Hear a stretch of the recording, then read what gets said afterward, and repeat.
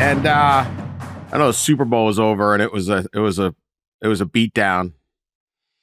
Most popular social media joke amongst the chattering class of college football was, "Can't believe the committee let Kansas City Chiefs in the playoffs."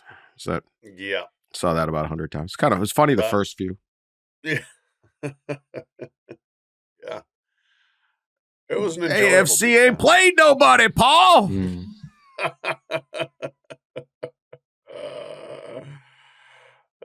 The story to me, though, was Jalen Hurts that I wanted to talk about briefly because he is the Super Bowl MVP now at age 26.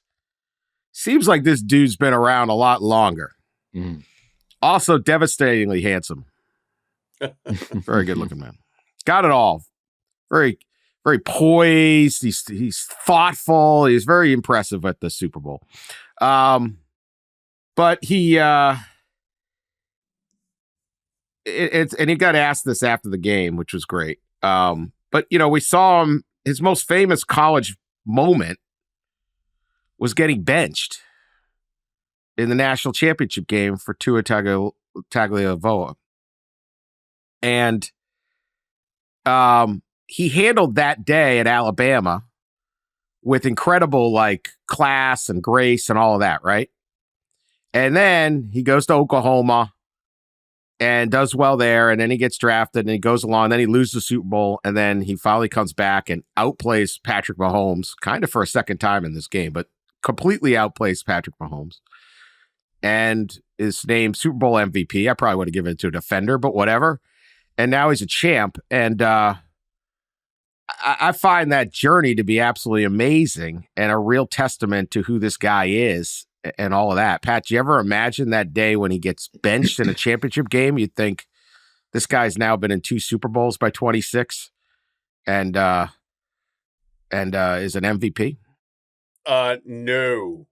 And I will say this. On that day, which was a low moment for him, he did reveal himself to have incredible character, I thought, because I was there, covered the game, and was, waiting for him to come out of the locker room and for Tua to be ushered back into the locker room and then come out. So I was playing this long game in, I guess it was Bank of Phoenix or whatever the heck, or University of Phoenix Stadium.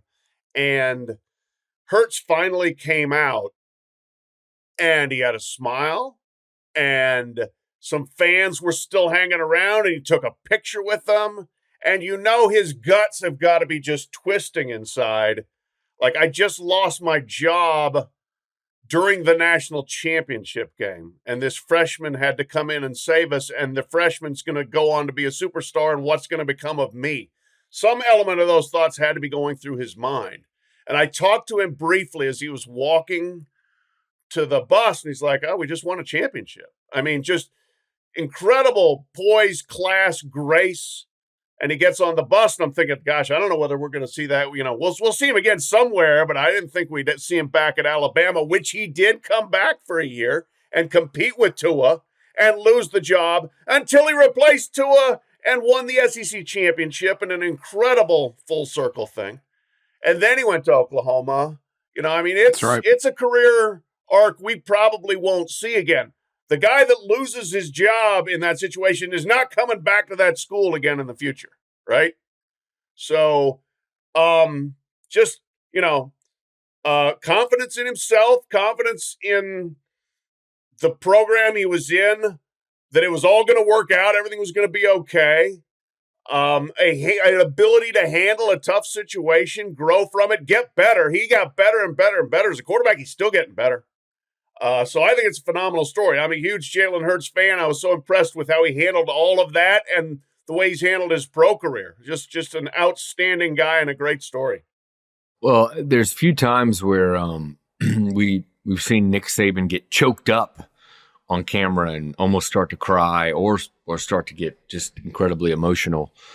And he did. I think it was after that SEC championship game when Jalen Hurts came in for Tua a year after he was benched in the national championship game and led Alabama to a win over Georgia, right, in the SEC title game, 2018, I think, SEC championship game, and Saban was almost brought to tears talking about Jalen Hurts and his resiliency to come back for another year and to come in, a year after all that happened, after he's benched in a game and then benched for a season, basically.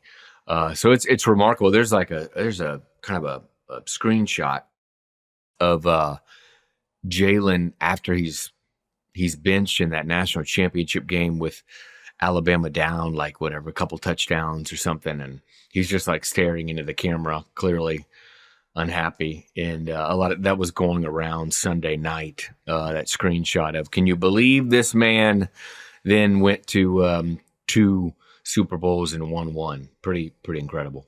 Yeah, so far. Yeah, I mean, he's only 26. Yeah, it is astounding. That title it does feel game, like he's 35. It really does. Shouldn't it be 35? I looked that up the other night, and I was like, wow, I don't know why Mahomes seems younger. Yeah. It's the way he talks. Well, yeah, he talks like a 40-year-old. He sounds like totally Saban. does. Yeah, he's just very thoughtful. He's such a pro. He's such a pro. Saban said after that game, I think if you wrote a movie, this is an old cliche too, I think Hollywood the execs would say, this is too far-fetched. This wouldn't be a very good movie. But that was after he came back to lead them. But he praised them for saying he just kept trying to get better every single game. Go ahead, Pat. What were we going to say? No, I was just that he is wise beyond his years. You just never see him like over emotional about anything. But if that night in that game, if you asked everybody, it's 28, it's like January 2018, 7 years later, who's going to be a bigger star, Tua or Jalen Hurts? Everybody would say Tua. Of course. And they're both stars. Like, Tua's great. Tua's really good. I mean, but Jalen Hurts has been to 2 Super Bowls, been a Heisman finalist. I mean, that dude's career, everybody thought, well, his career's nuked. It was just beginning. Incredible. Tua's a heck of a guy, too. There was a part where it came along of that Alabama program and Nick Saban that it's probably impossible to quantify. I'm sure it is, because this is really a judgment. But he had established the program to such a level. They all talk about culture, where like every guy like these guys were like, I'm playing for him. There was a stretch where Krzyzewski had that, or different, like the younger version of these guys that are like, yeah, I'm the type of guy that just wants to compete, and they mean it. And then they compete and they get basically, I mean, that is embarrassing to get benched at halftime of the Nationals. It was so unbelievable that it happened, that they just go, we won, and I'm not running. He might have gone home and cried, but he got right back at it. I'm competing. And then you win, and you do it again, and then you go to Oklahoma. They got those guys from all over the country to come in. I mean, he's from Texas, Tua's from California, to go to Hawaii. That's right, Hawaii. I'm sorry, I don't. Yeah, well, there are other guys coming in from California. But they were getting all these guys because it was like, this is the place where guys like me go, and you put all of those guys together. That's why they won so many titles. Yeah, great point. The way you said it is important. Guys who just want to say they want to compete and mean it. Yeah.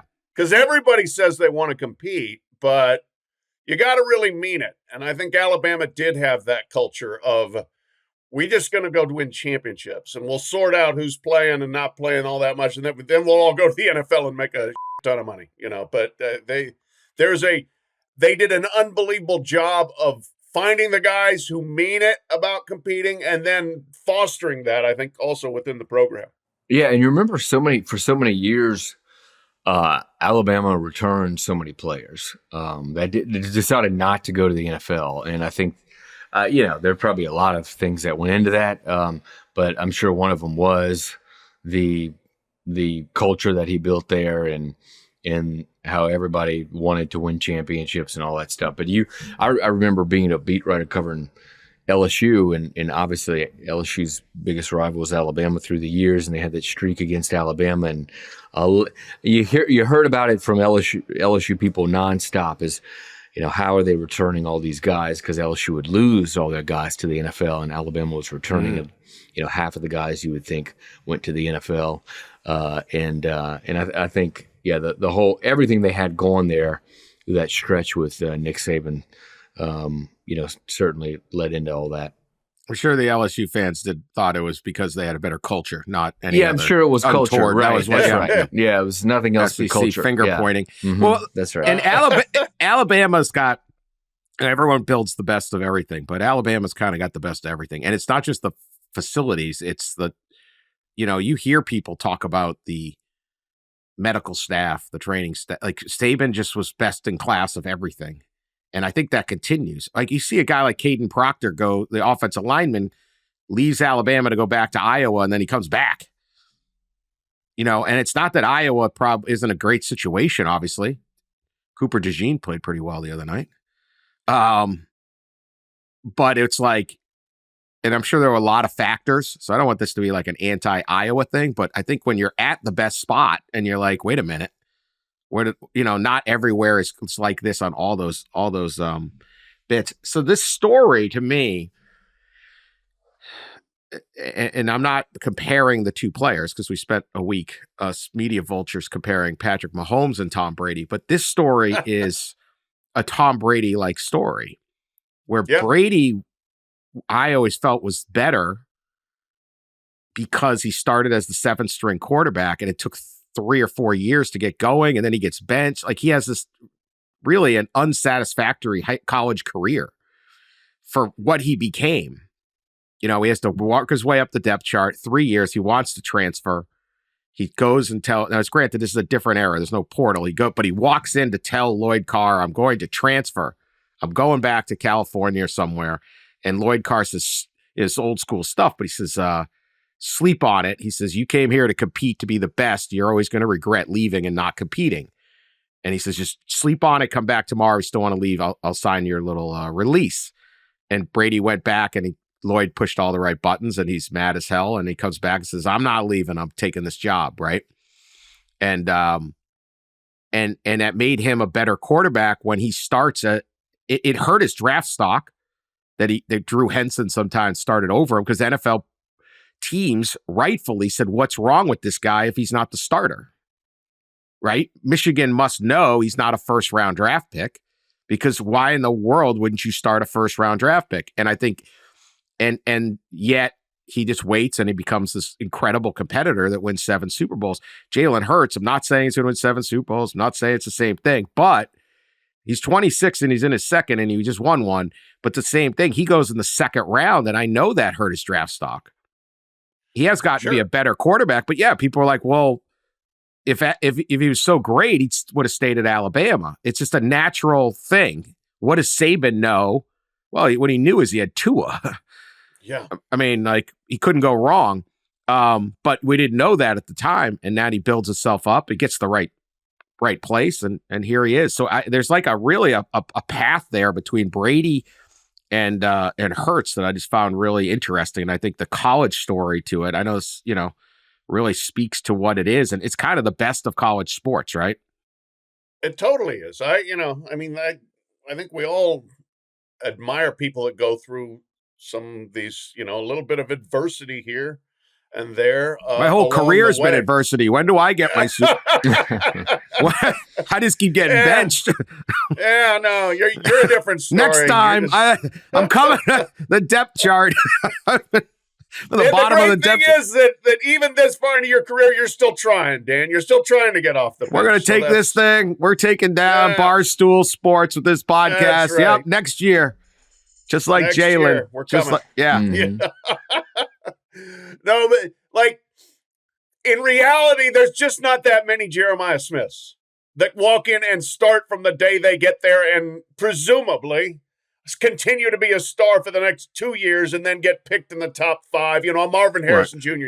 Actually, Marvin Harrison Jr. didn't do much his freshman year.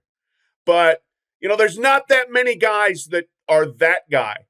And sometimes you see players that maybe do sail straight through high school as a 5-star guy into college. They play away right away, maybe play well, maybe they're a first-round pick, and then they hit adversity for the first time when they're a pro, and it's like, oh no, what do I do now? And you can really see confidence being rocked to the point where it could derail a career. So having yourself derailed at some point or having your confidence rocked at some point is a good thing, and then you got to figure out how to get over it. Yeah, getting over adversity. I think it probably good for the long-term future of young people. That's why we hear it a lot right now. Like I think Pat said earlier, there's probably very, very rarely do you see what Jalen Hurts did, 5-6 years ago at Alabama, or 7 or 8 years ago at Alabama. You rarely see it happen now. A player will just immediately transfer. And you certainly hear a lot from coaches about that. We've heard the coaches talk about the lack of patience, I guess, and players not wanting to fight through that adversity. And Jalen did, and it paid off for him. Dan, you compared him to Tom Brady. He's only got 6 more Super Bowls to win. I mean, That's all. The backstory. Yeah, I know. Of course, if Poor he's going to play Jalen. till he's like 42 or whatever be- Brady did. He's got to become like a vitamin salesman in his 40s. Golly. It's shady. Brady, Poor Jalen's like, come on, man. I just want MVP. You got to throw Brady in the freaking mix. Like, Man, be a half-ass broadcaster and, married 3 Brady's times. cheekbones scare me. Yeah, there's something going on there. There's something going on, all right. Yeah. Not natural. Like he's already ridiculously handsome. Do you have Yeah. to, just go ahead and be old, be 45? That's really not old from my vantage point. So. Well, yeah, I don't know what he's up to. He's swimming in different waters than we are. No man. Strawberries, Truly. right? He lost his supermodel wife to the jiu-jitsu coach. I mean, when Tom Brady can't keep it down. I don't know. Well, Tom, maybe one day Jalen could be a semi interesting broadcaster. I didn't get to hear the game, but I like Tom Brady as a broadcaster, but I seem to be in the minority. I watched most of it on mute, which is the way I watch most games, frankly. When I did listen to the last half of the last quarter. Will you listen to games on mute? Yeah. Just take the fun out of it. You're just staring intently at the tape. That's what gives us the edge here at the CFE. You sit in a darkened room and mute. It's not darkened room. Not a darkened room, but so usually I got YouTube TV, so I got 3 or 4 games going at once. And if you've got audio on one of them, it's confusing with everything else. And I've gotten to the point where I kind of like it. Anyway, I listened to the last half of the last quarter, and Brady's he says a lot of trite things, which you wouldn't necessarily expect from him, but there's also some good insight there. I thought the best thing he talked about when they lost the Super Bowl when they were undefeated and lost to the Giants. And he said, how much that devastated him. And he's like, I couldn't speak for a day. I just couldn't even talk. And that's the kind of insight there. It's not he's done things and been in situations nobody else ever has. I want to hear that from him. And also maybe a little more insight of what it's like to be a super elite quarterback during a game. He had one. I'll let you go, Ross, a second. He had a play, because I don't want to forget this. And, it was during the playoffs I was watching, and somebody ran a route. I can't remember what game. I can't remember much of this, but somebody ran a route, and it was guy was in the slot on the right side. It was down by the goal line, and he's supposed to run directly at the goal post and then cut left, across the end zone. And he started his route at a bad angle. Instead of running directly, he ran at a 10-degree angle away from the goalpost, and then was going to have to cut back. And the quarterback stuck with that route and threw an incomplete pass. And Brady said, if they don't run that route, if the first 2 steps aren't at the right, I wasn't good at trigonometry or whatever this is. That's a surprise. Geometry at the right Yeah, angle. yeah. He says there's a 5% chance he'll be open and you can hit him. So I would give up on that play in 2 steps because the receiver had already screwed it up, and I'm on my reads, and the quarterback, whoever it was, stuck with the play, and I was like, this is fascinating. That's why Tom Brady is so good. Well, that's what you want to hear. Yeah. And so there's these little nuggets in there. There's little nuggets in there. I don't hear that from him enough, though. You know, when I hear him on a broadcast, there's just not enough of that. And like Pat was saying, I hear more of the trite than some of this other stuff. I don't play get here, big play. Yeah, I don't get a presence. presence. I don't get like I don't get the same presence from Tom Brady in the booth as I get from like Romo or who's the NBC Collinsworth. Like I get there's like a strong presence there, and they just speak more authoritatively and less trite. Brady, I don't know. I mean, they're paying a lot of money, you know, for this, and there's a few others that I would rather listen to, but just my take. Yeah. Herb Street does pros. Herb Street's good. He's good. Herb Street is really good. Yeah, he is. Consider how he does both. Yeah, it's crazy. I mean, his workload actually gives me anxiety. It's like too much. I think McElroy's getting really good too. He's outstanding. Yeah, he's really gotten good to listen to. Yeah, there's a lot. The ones that really give me anxiety are like Chirico, Sean McDonough. Like Sean McDonough, it'll be like it's like an Illinois-Purdue basketball game on Tuesday, and then on Wednesday he's doing the Caps Penguins NHL game. Yeah. Like, at least this is still football. Like, what? Like, is that Sean McDonough? How are you doing all these different sports? Yeah. Sean McDonough gets spicy sometimes, and it is funny. Oh, he's really incredibly entertaining. Yeah. I've said, Tirico to me, like, if you could take one guy and just, like, parachute him in on any sport, in any sporting event within that sport, and he'll do a great job, it's him. It doesn't matter. Yeah. Any sport. Wrestling, just drop him in. He'll get it. Yeah, Olympics. He can do the hard-hitting interview, all this. So I should have said at the beginning, we welcome our producer, Emmy, here. This is our first episode. I don't know. This is, hopefully we get to keep Emmy, but we'll see. But Emmy apologized that the whatever rundown we did have has already been absolutely... That was announcer talk was not on the script. But we have a BYU fan and alum in the in the show now. So go that? Cougs. Yeah, go Cougs. So thank you for joining us, Emmy, classing it up. Joe, he's watching old URI football highlights right now. And so we're in better hands. Yeah.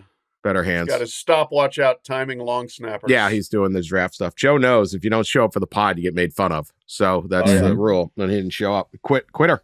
It's quitter. Yep.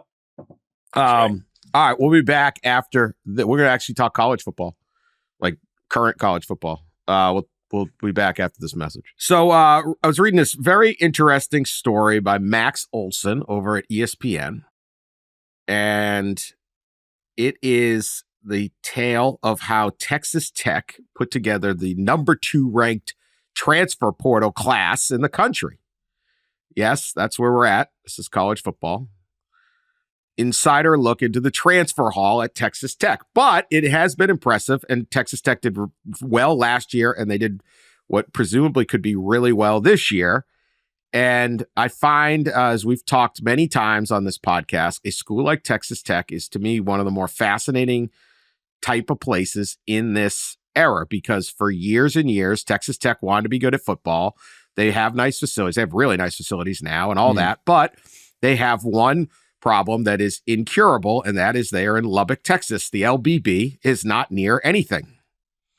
It's 5-hour of a drive from Dallas, even as the Metroplex grows. It's going to take a while before it gets to Lubbock. There's a few prospects down in Midland and stuff like that, or Odessa, but it's a long way from anywhere. And it is hard to get a lot of good players to go there. So there's always been some limitation to this program. They've had great coaches. Mike Leach got them really, really good.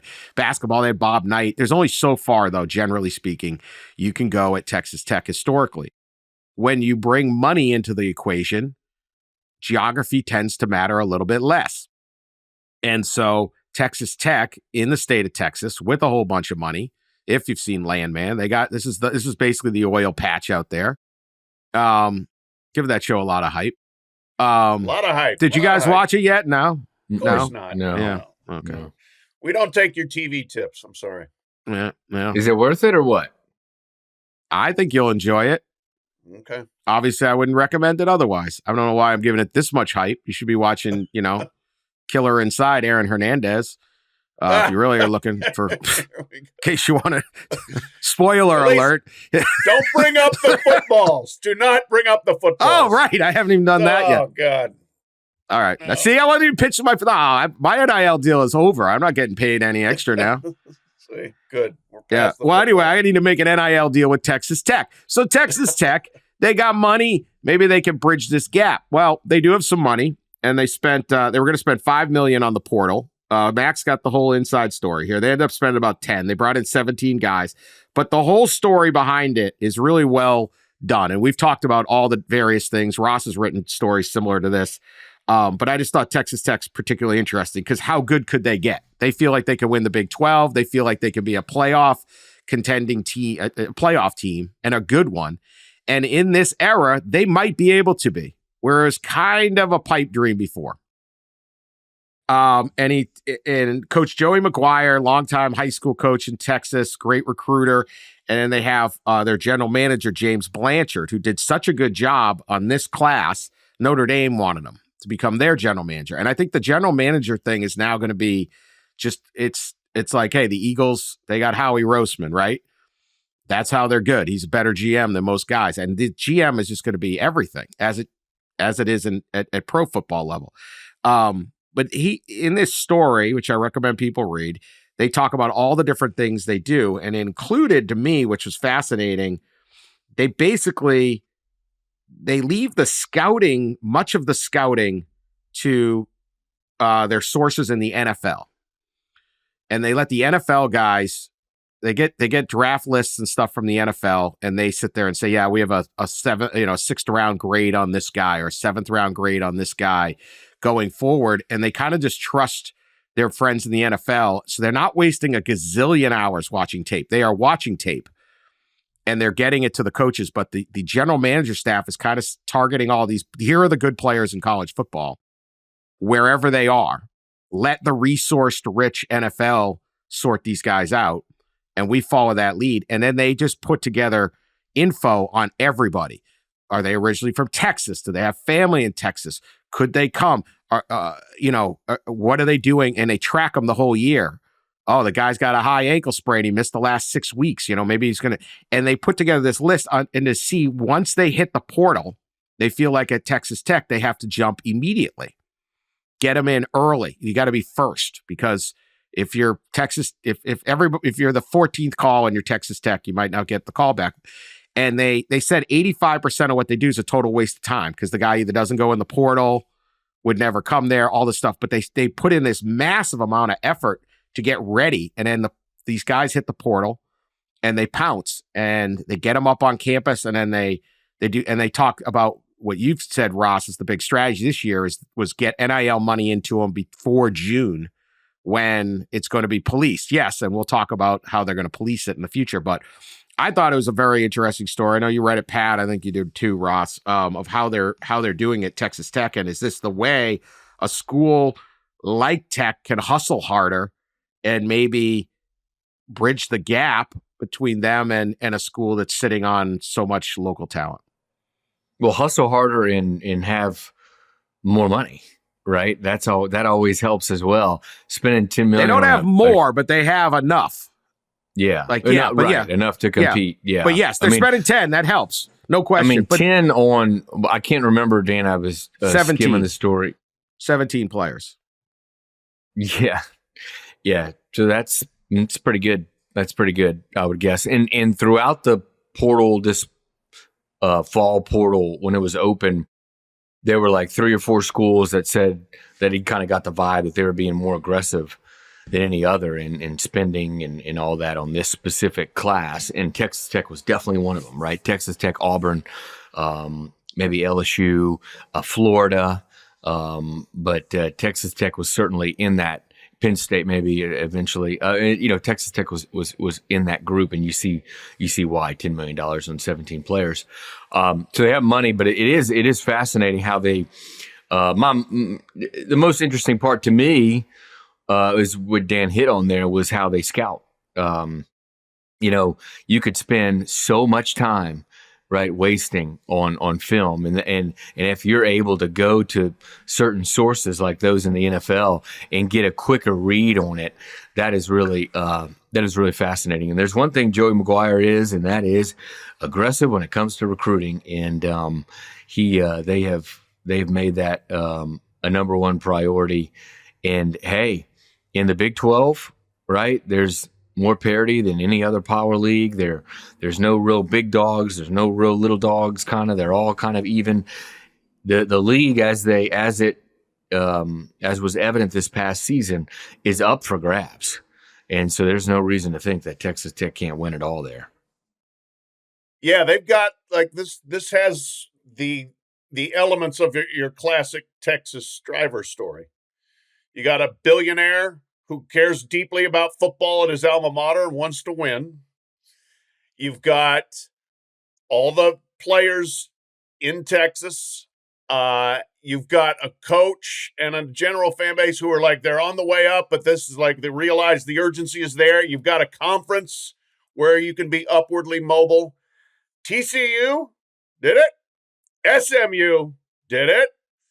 I think Texas Tech saying, hell yeah, it's our turn. Why not? And Ross, as you said, I mean, the Big 12, the story was funny. I mean, they said, yeah, we were one game out of first place. Well, first place was a 4-way tie. It was 8 teams. There were 9 in the top 2, weren't there? Yeah. Yeah. So it's not like, they're like, we're that far away. And I mean, theoretically, yes, but they also lost to Baylor by 24 points and lost to TCU, lost to Colorado, got smoked by Washington State early. But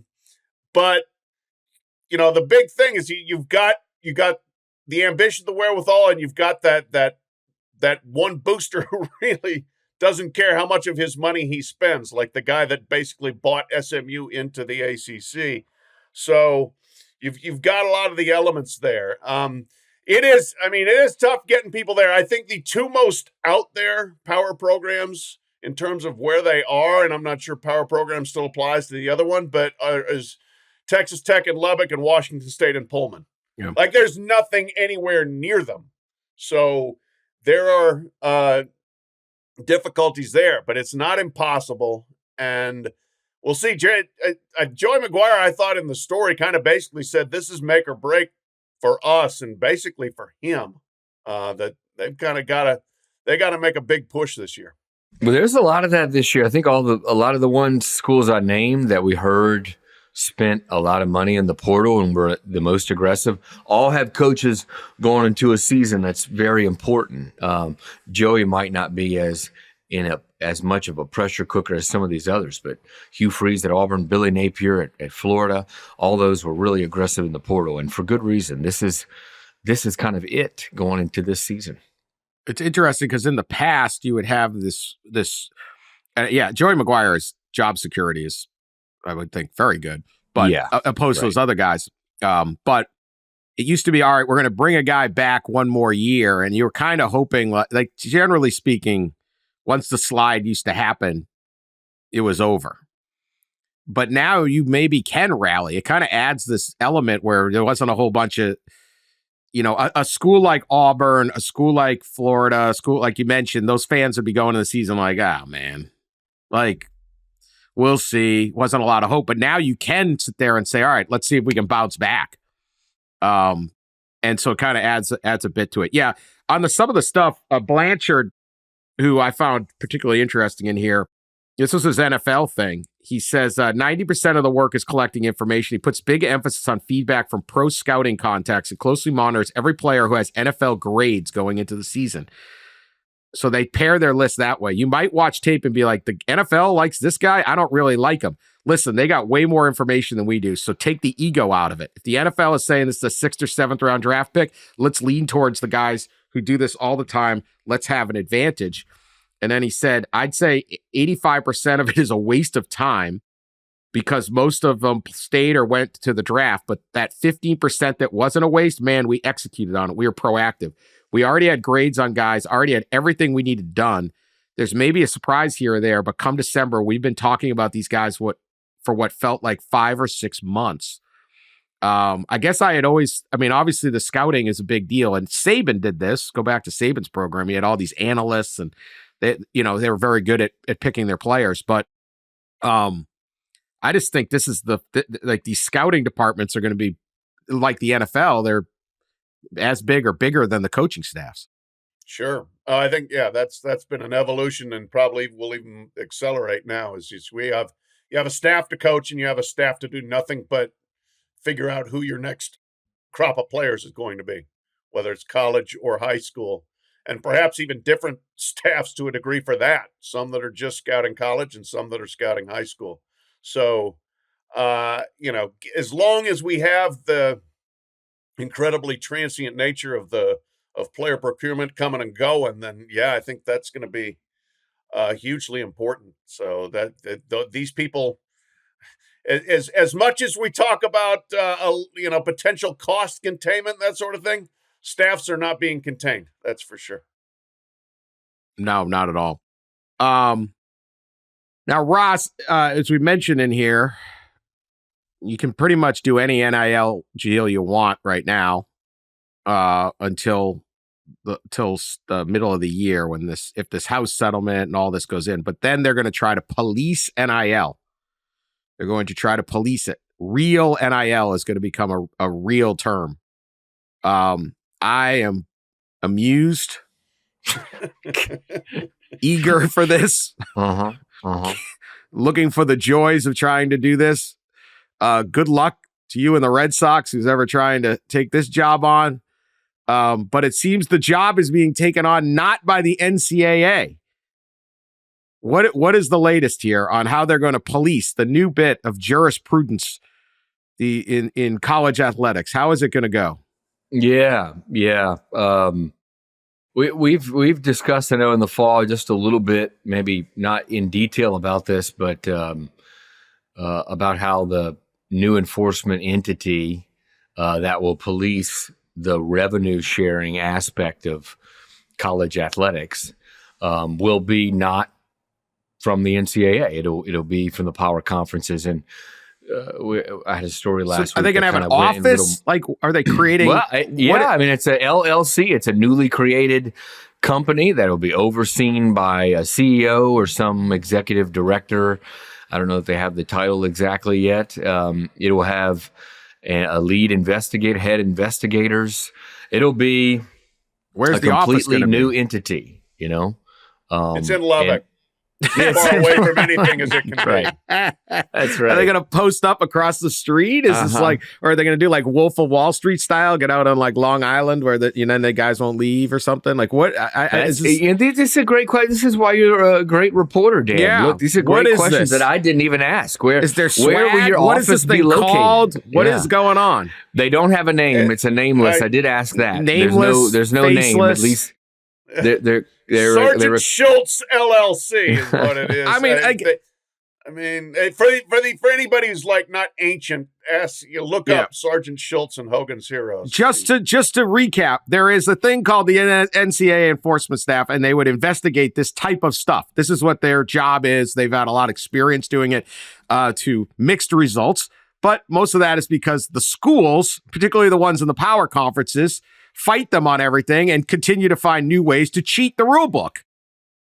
And then sue. And then sue them when they get caught. Yes. And hire high-priced law firms to fight them.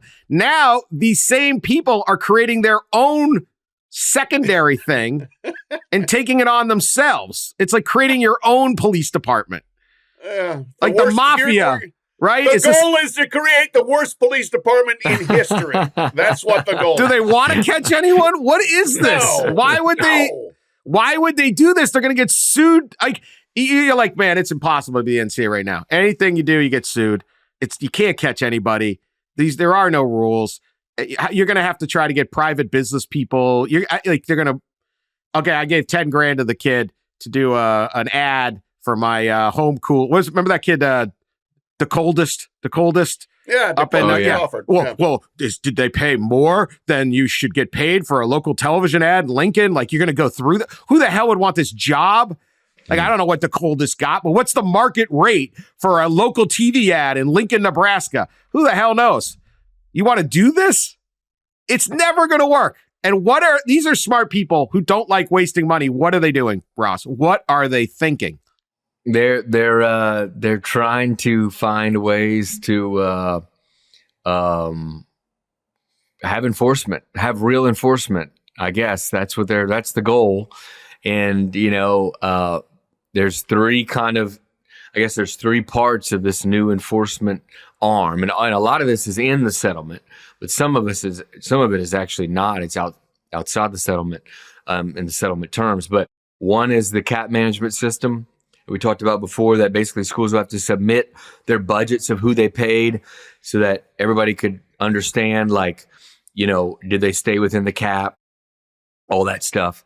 Number two is this clearinghouse that you mentioned, Dan, NIL clearinghouse run by Deloitte, that is supposed to, if any outside NIL deal, an athlete strikes any outside NIL deal outside of the school, if it has any affiliation with a booster or an affiliated entity with the school, then it is subject to a rigorous fair market value standard as part of this clearinghouse. And the clearinghouse can reject the deal because it's not fair market, or accept the deal. If they reject the deal, then it goes to an appeals arbitration system.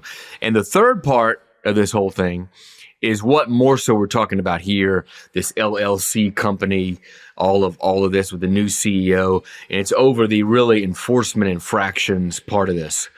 So they will hand out penalties, levy penalties on those who are circumventing the cap as part of the cap management system, or athletes who have gotten their deals struck as part of the clearinghouse. And there'll be an enforcement staff. They're searching for enforcement staff. They're searching for a CEO. How much money are they pouring into this? All that stuff. That's another great question, Dan. These are good questions. This is the most asinine thing ever. There are certain jobs that are impossible. Yet. I don't know. There are certain jobs that you look at in life and you're like, I don't know how this is an impossible job, right? Running the New York City subway system. Like, I would not want to take that on. That just seems like it's always going to go bad or something. I'll be the IRS. Yes, we need an IRS. It's completely inefficient. It's this, that. You want to try? Yes, it's the worst system other than all the other systems. You would like to try something from scratch? So none of this will work. Is it fair market value that DJ Durkin just got $2.5 million a year to be Auburn's defensive coordinator? Is that fair market? Yeah, well, it's funny you mentioned that one, because I got a text from one of the NIL collective folks, actually with a link to that story on DJ Durkin's salary, and it literally said, would this get through the clearinghouse as fair market value? Well, you're going to get sued because someone's going to say, well, you just paid $2.5 million for DJ Durkin. Instead, you just sit there and go, hey, good for DJ Durkin, right? I don't know. Auburn wants to pay him. Let him go. I can't believe they're trying to tackle a bureaucratic nightmare. It was that thing in The Princess Bride, like, don't ever get involved in a land war in like Asia or something like that. Like, this is it. You just took on the worst job in all. You're going to spend so much money on this. I get Deloitte wants to do it because you can't succeed. I'll run it. If someone wants to hire me to run it, I will run it because we will not succeed and I'll make money. Yeah, I'll take $1 million to run Sergeant Schultz LLC because this is no chance. I want Durkin money. I want Durkin money. The amazing thing about this to me is you've already got the fall guys who are doing the thankless job at the NCAA. Why not just let them continue to flail around at this, as opposed to creating an entirely new entity, other than the fact that you are basically trying to put the NCAA out of business in terms of running anything. championships. We'll get to that. Oh, Maybe you not this broke show. it. You bought it, man. Yeah, right. So that you're going to continue to try and enforce an incredibly arcane, legally dubious. Yes, system. That's like, we're not going to do pay for play. Oh, come on. Like, you're still trying to thread that needle. And yes, you're going to get sued by everybody. And you're going to lose them all. Yeah. I mean, it's just, to me, it is just this hilarious expenditure of time, energy, and money to do a job that you can't do. So what's the point? I just find this all amazing. Like, just stop. Either let the NCAA continue to be, whatever they are, and find a few infractions here and there, and most of the rest of the stuff goes on to grand theft auto. But you're getting people that are committing mail fraud, and people are, robbing banks. But do that, and what I just don't understand the attempt to even create an entity that's doomed before it starts. They believed all the guardrail talk. They actually believed it, and now they're boxing themselves in. Like, this is going to be funny. It doesn't matter to the average fan, but this is just the craziest thing that these people are going for this. Yeah. Well, I think one of the big goals is to avoid the lawsuits that we see the NCAA suffer over and over again, is to have all those in the power conferences that want to be part of this basically agree, and maybe even sign something agreeing that they are not going to pursue legal challenges for any enforcement decisions. It'll be interesting if everybody signs on to that, number one, and number two, even if they do sign, if their state or AG doesn't still just sue, as and we've the players seen happen quite a bit, and the players for sure. Players. And the players can sue, absolutely. though, right? Yeah. And the businessman, collectives, private entities as well could sue. Or you're a business. If I run a business and I hire a guy and you say I'm cheating, well, I'm not. Right. I just like this. They didn't another think one this of the thing goals. through. I don't believe it. Another one of the big goals, obviously, is and we've talked about this quite a bit, given the election results in November. Republicans control Congress and the White House, and the thought is this is the year to get through a bill that codifies the settlement and all the protections around the settlement, protecting and granting the NCAA and the power conferences the right to enforce rules that have been deemed by many courts to be unlawful. But this is the year to get a bill through. And right now on the Hill, there's as much traction on a bill as probably I've seen. I think within the month, we'll probably have the introduction of a draft bill from Senator Ted Cruz, possibly, or maybe even probably with a Democrat supporter on board to present it in a bipartisan nature. So there's a thought they get a bill that protects them from doing all this, Dan. We'll see. Good luck. Also, hey, Ross, isn't there something in this that where their prospective penalties included like fines and maybe suspensions, but I didn't see anything about postseason bans? Is that right? Yeah, that's right. Yeah, the penalties that were under discussion were more like fines on your rev share pool. Like the next year, if you go over the cap, maybe you get fined either that year, or maybe your pool of rev share, that you're allowed to share with athletes, gets reduced by the amount you went over. So there's a lot of fining there. There's talk of suspensions, game suspensions, things like that. Not as much, from what I've heard so far, not as much talk of the postseason ban deal, which I know we've talked on the show before, Pat, about how the Committee on Infractions was trying to curtail that anyway. And I wonder if this new entity is not really going to fool with that part of it. I would suspect that that's something they would love to get rid of. Yeah, well, this is going to be fun to watch. I just don't know why you take on that job, but hey, guardrails.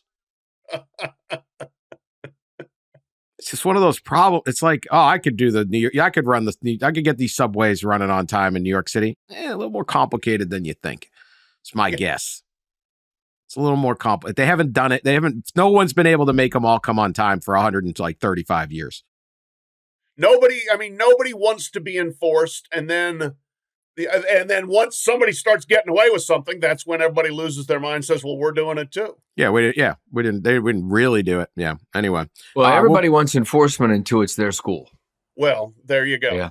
Yes. Yeah. And that's really the problem. Yeah. Right? They all get in a room, and we're going to see it next week in New Orleans. The Big Ten and SEC are doing their combo meeting. Like, they all get in a room and they all say, we want enforcement. We got to be strict. We got to hammer these people. They got to hammer, the schools that break the rules. And then everybody goes back to their respective campuses. And whether it's a booster or whether it's a board member or coach or whatever, whoever, school president, they end up breaking the rules and end up having enforcement like they wanted when they were all together. And then they sue, or they try to find some way around it, and that leads to a broken system, which is kind of for what we have some reason now. Like you're saying that, and I'm hearing "Hail to the Victors" going through my head after Michigan spent years saying how they're cheating in the SEC, they're cheating down there. Ohio State, they're cheating the tattoos, and then it's like, what? We're not cheating? No way! We're fighting you on the hamburger. We're fighting you on Connor Stallions. No way. Baby. Just a cheeseburger, Pat. It's just a cheeseburger. Just a cheeseburger. All right. We'll be back right after this. We awaken today in a world where the good people of Ohio are one heartbeat away from having Jim Tressel as their governor. I'm sorry to bring up that visual for Governor Mike DeWine, who I've actually met. Yeah. I knew he was the attorney general down there. I met Mike DeWine. And I liked him. He's a nice guy when I talked to him.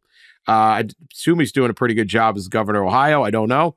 But he needs a lieutenant governor because his lieutenant governor, John Husted, is now filling the U.S. Senate seat opened by J.D. Vance, Ohio State fan. And so who better than Coach Tress, the sweater vest, the senator? We used to call him the senator, right? He has the requisite skill set. He might. You know what a lieutenant governor does? I don't. He has certain criteria that I outlined. He knows Ohio, definitely. How many lieutenant governors have been to pretty much every high school in the state? Jim Tressel, I trust his judgment. He is a born leader. Thoughts on this, Pat? Why not? Man's been a university president. What a life of Jim Tressel. Yeah. Small college, 4 titles at Youngstown. Like, what incredible life. He ends up had 3 different careers in different fields. He could probably run for governor and win then, right? I don't know if there's term limits. I should probably look that stuff up, but whatever. Tress 2026. My thoughts, better than Senator Tommy Tuberville, so we can start with that. As far as he certainly comports himself. I would say that, yes. He's like always looked like a guy. Yeah. He's always looked the part. I talked to him briefly on the field after Ohio State won the national championship, and right then and there, he was talking like a statesman. I said, what were your thoughts after the loss to Michigan? It's like, well, we certainly had season left. We had a chance to perform better. And, just the way everything in his delivery was like, okay, I've just spent a dozen years or 10 years or whatever as the president of a university. I know how to handle these things and sound pragmatic without saying very much. So, yes, why not? Coach Tress seems like he was probably actually ready for this I could see him as a 15-year-old going to high school wearing a sweater vest. He's been ready to be a statesman his whole life. Yeah. He, just as Pat said, I was kind of right there listening into some of that after the championship game. And he's always spoken like a politician in a lot of ways. And now we're going to see that in action. And the next step is governor. I would guess that that's in the back of his mind That's usually the next logical step. I don't know how old he is. 72. Okay. Getting up there. Yeah, he is. And you asked about Lieutenant Governor, Dan. I don't know how it works in Ohio. I think each state has a different role for their lieutenant governor. I mean, I lived in Louisiana, and the lieutenant governor was quite literally the party captain of the state. That's what the lieutenant governor's job was in Louisiana. So I don't know what it is in Ohio, but it's usually a less serious role. I don't think Jim Tressel is going to be a party captain. No, doesn't strike me as that. I will say, I remember this, I just thought was the greatest Jim Tressel scene I had ever seen. This was maybe, 2008 or something. I'm throwing out a year. They beat Iowa to win the Big Ten title in Columbus. I'm there. I'm covering the game. We do all the interviews and everything. And afterwards, and like I'm going back to get on the elevator at Ohio Stadium to go back up to the press box. And Tressel and his wife are leaving the stadium, and she's driving. She's in like a Prius, and she's driving, and he's eating a sandwich in the shotgun seat. I was like, this is Jim Tressel's. This is going to be his wild Saturday night after winning the Big Ten title. Wife's going to drive home in the Prius, and he's going to eat a sandwich. Woohoo! A Prius? Yeah. Sure. Wow. Look at that. Maybe they go up to their favorite breakfast joint in Youngstown, right? Or, Maybe. Yeah. Love it. All right. Well, good luck. We want our politicians to do a good job for the good people of Ohio. So, Lieutenant Governor Tressel. I love it. Maybe be governor. Maybe. All right. We have one. We were going to have just a banger of a People's Court, but it got solved. As you see this thing, that people were we were called to duty because this really combines two of our passions. And that was the people trying to skirt out on halftime gimmick awards. What was the Purdue kid? Was he? Purdue kid versus the auto dealership. Yeah, we got that resolved. He got his money. He had to kick the field goal, but they had said you had to. Oh, the person on the microphone was counting down 3, 2, 1, and he hit it before that, but it was actually after the 30 actual seconds. Like by 0.06 or something. Where we were part of the shame campaign to get him his money. I haven't talked to that guy on the phone. And then his parents run a great fruit and vegetable stand over by Muncie. Remember that? Yes. Anyway, UMass women's basketball had a promotion where if you hit a layup, a free throw, a three-pointer, and a half-court shot in 30 seconds, you won $10K. $10K. And this kid, Noah Lee, he did it actually in 25 seconds. So you basically can't miss. He didn't. No, he didn't. 4. Got to be Steph Curry on this. He goes 4 for 4, but later the insurance company that pays out the $10K, because these things, it's not usually the school. Like if you've ever been to a golf charity golf outing, it'll be a car, and they'll have someone sitting there to make sure no one's cheating. It always goes to the insurance company. They analyze 4 camera angles and determined the half-court shot was disqualified. It was not taken behind the half-court line. Now, I watched, and indeed his foot was on the line. His foot was on the line. There was outrage that he wasn't getting his $10K. He got offered a bunch of stuff like a prize pack, some free tickets, different things. UMass was trying their best, and then everyone went crazy. And credit to the university and athletic director Ryan Bamford. They just stepped up and said, "We'll pay the $10K." They took it on the. They did the right thing, I guess, in spirit. But he did kind of step on the line. He did step on the line. So, Pat, did Noah deserve the 10, or should UMass have just gone hard angle here and said no? I could go back and say you owe me $10K because look at how bad the education I got. I can't even talk right, pronounce anything. Well, I was going to say that this is your opportunity to step up as a booster donor alone. Yeah. Good luck there. And Sorry, Noah. On the line. On the line. Give the poor lad his $10,000, but since they've taken care of it, definitely the right move by the school. The PR blowback, not worth it. Fine. You know what? You probably are going to yank it out of the cross-country team's budget anyway. So just pay the kid, make the PR blowback go away, and that kid will walk around saying Ryan Bramford's a great guy and have happy memories of UMass, unlike Dan Wetzel.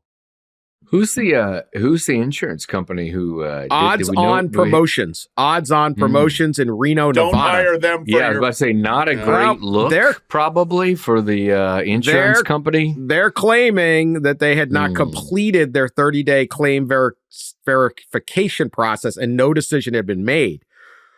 No formal claim or request for prize money was made by the university to Odds On in this matter. It's a whodunit. Oh, God. Odds On was not involved in the initial invalidation of the contest win. Well, then who was? And only became aware. It's not UMass isn't sitting there going, we don't want to blow their money. And only became aware of the university's decisions to not pay the contestant through media coverage. So it was really, social media went crazy. It would be a PR hit, but like, I don't know. Can Odds On go 50-50 with UMass? Yeah, step up Odds On. Odds On Promotions in Reno, Nevada. A foot was on the line, man. Insurance. We don't cheat at UMass. Guardrails, Pat. Get this new committee. If I remember correctly, the kid was not even told that your foot couldn't be on the line, was he? I mean, if you say you got to hit a half-court shot, you assume you can't step on the line. If I told you hit a free throw, or you get to stand on the free throw line, I mean, you have to have some basic knowledge of basketball. A half-court shot. The line is half court, so you can stand on the line. Going over the line, you're past half court. The line is half court. You should be able to be on the line. He's got a point. In hockey, if you get your you toe drag offsides on that blue line, that is a good point right there. You got to be all the way over the line. Ooh, I like this. Yeah. That was the first salient point of the entire show, Pat. Dig up James Naismith's original rules. That's true. Right down the street. The mid-court stripe, is it really mid-court, or is it, if you touch the one side of it, are you over or not? It's right there in Springfield. I mean, they'd have to get the ball out of the peach basket each time, and the half-court shot probably would just annihilate the peach basket. I'm not taking the insurance company's side on any issue. Certainly not this one. So. There you go. Go UMass, go UMass. They did the right thing. I'm proud alum here, proud alum. Not enough to give 10K. Just fighting through adversity, man. Me and Jalen. All right, we'll be back later in the week. Hopefully something happens. Talk to you later.